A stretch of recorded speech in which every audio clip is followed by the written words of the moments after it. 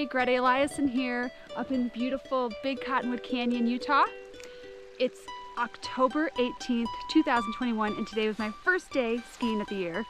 I hiked up to this little spot that I know that has some fun little log jibs, and I actually found this like random PVC rail in this area, so I set it up next to this log, but it ended up being kind of sketchy because there was nowhere really to land, and then there's this river here, and then I hit this tree right here. Luckily I'm okay, but I hit it like trying to turn around and stop, and I'm all by myself out here. So I was like, you know, maybe I should stop doing that. So I decided to take the PVC rail away, and then I just, you know, slid the log.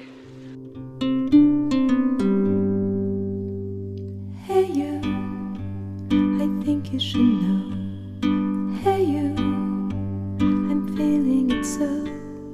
Hey you,